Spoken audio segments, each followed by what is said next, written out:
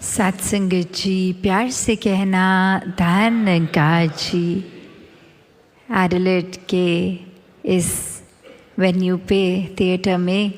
सभी ये सत्संग का पिछले कुछ घंटों से जो आनंद ले रहे हैं और हर एक के भाव हर किसी ने जो सुने तो एक वही मैसेज जो युगों युगों से संतों ने दिया कि ये एक ही कलाकार की पूरी सृष्टि, चाहे देखने में अलग अलग हैं सब, एक स्वभाव सबका अलग अलग, खाना पीना अलग अलग, फिर भी ये जो एक कॉमन थ्रेड है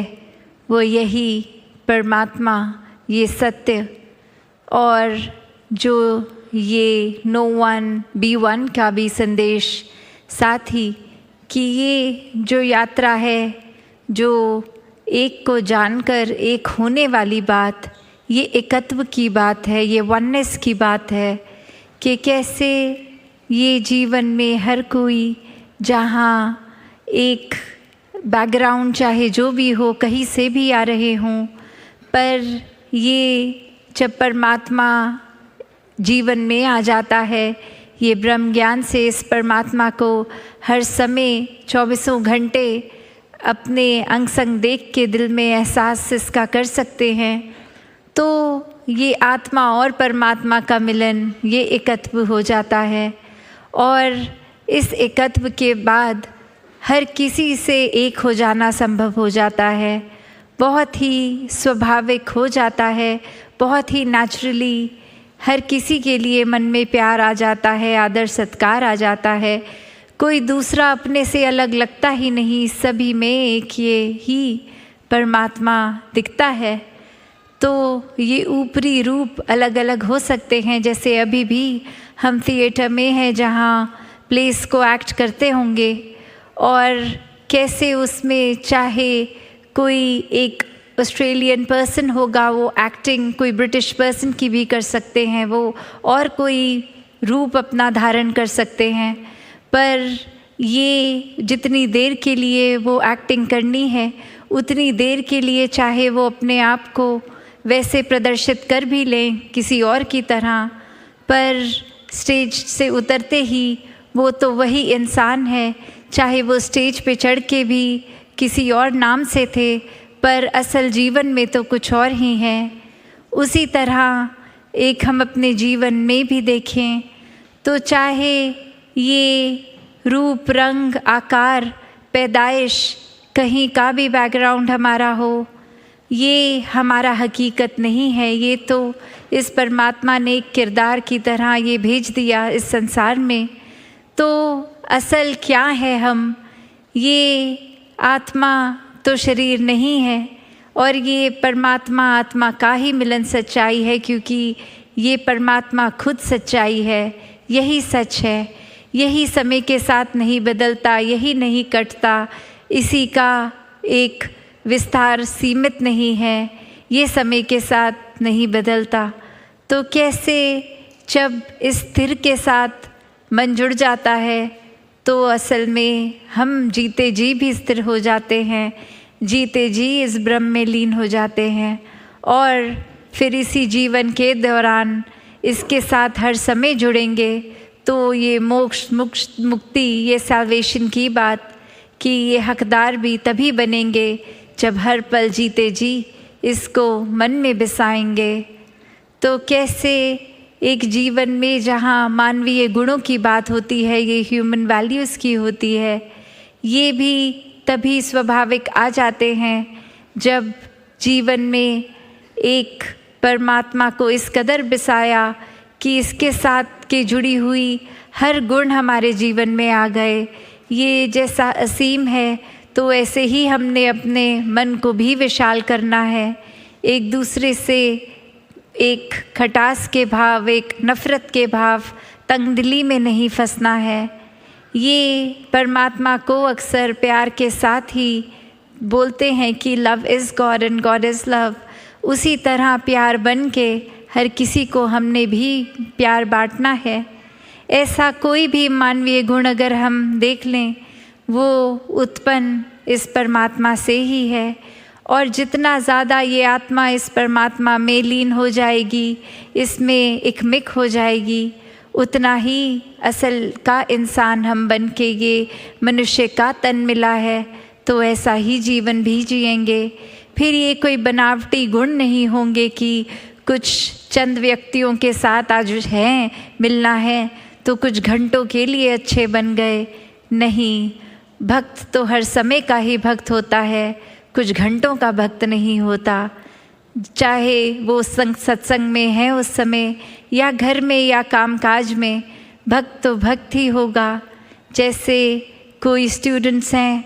अगर वो स्कूल के अंदर भी उस समय हैं तो भी वो स्टूडेंट ही कहलाया जाएगा। जब वो समर ब्रेक पे हैं, अपनी छुट्टियों पे, तो भी कोई पूछे आप क्या करते हैं, तो जवाब में यही आएगा, हम स्टूडेंट हैं। चाहे वो पूरी छुट्टियों में एक किताब, एक अक्षर भी ना पढ़ा हो, वो रहेंगे तो स्टूडेंट्स ही। तो ऐसे ही एक जीवन भक्त का, जहाँ हर समय 24 घंटे की भक्ति है, ये उठते बैठते सोते जागते अपनी सारी रोल्स एंड रिस्पॉन्सिबिलिटीज़, ये कर्तव्यों को निभाते हुए भी भक्ति ही भक्त हर समय करता है। कोई काम में जब प्राथमिकता इस परमात्मा को दी जाए, वो स्वाभाविक रूप में ही भक्ति बन जाती है। ये एहसास की बात है, ये एकमिक होकर उसी से अपने आप को अलग ना महसूस करते हुए, तो ऐसा ही जीवन जीना भक्तों ने सिखाया है। वरना तो जिस समय हम इस परमात्मा को भूल जाएं, वहीं अहंकार भी मन में साथ ही आ जाएगा, नेगेटिविटी आ जाएगी, अंधेरे आ जाएंगे। तो ऐसा भी स्वभाव बन जाता है इंसान का कि फिर एक दूसरे से नफ़रत करने के अनेकों कारण बना लेगा, जो कारण होगा भी नहीं। ऐसे भी कह देंगे कि वो इंसान पसंद नहीं है, कारण नहीं पता क्यों नहीं अच्छा लगता, बस अच्छा नहीं लगता, ऐसा तक कह देते हैं, सोच बना लेते हैं, बेवजह ही नफ़रतों के कारण बन जाते हैं।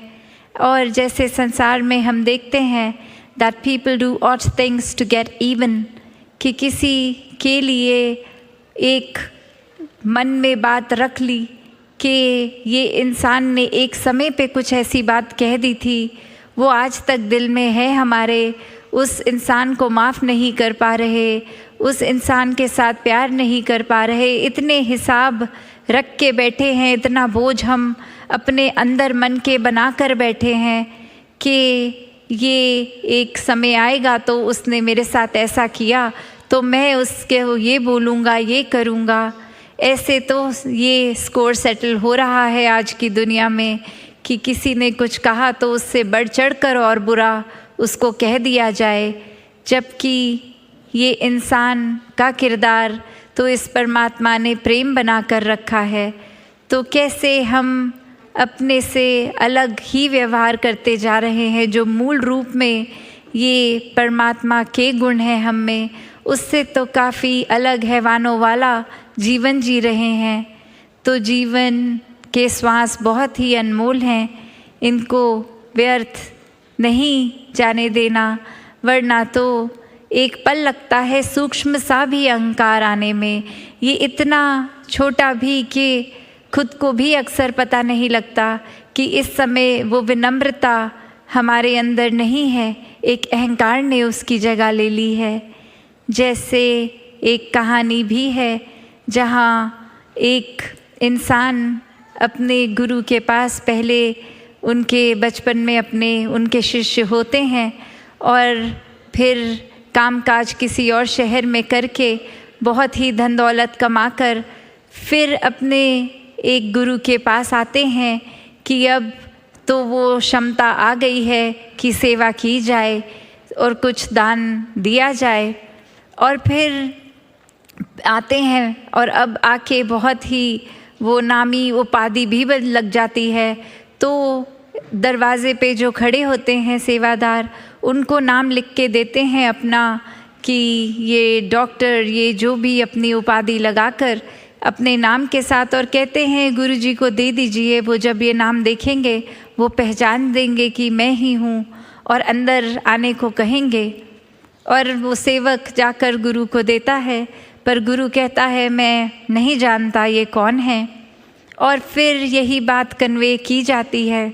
इस बार वो अपनी उपाधि हटा के सिर्फ नाम लिख कर देते हैं और अपने आप की ये गलती रियलाइज़ करके, और इस समय वो एंट्री मिल जाती है, गुरु आने देते हैं। और जब वो भेंट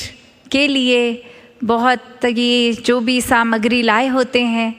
वो रखते हैं, चाहे वो रखने के समय वो सामान से कोई भी आवाज़ नहीं आती, फिर भी गुरु ऐसा कहते हैं कि अगर रखना ही था, कुछ भेंट करना ही था,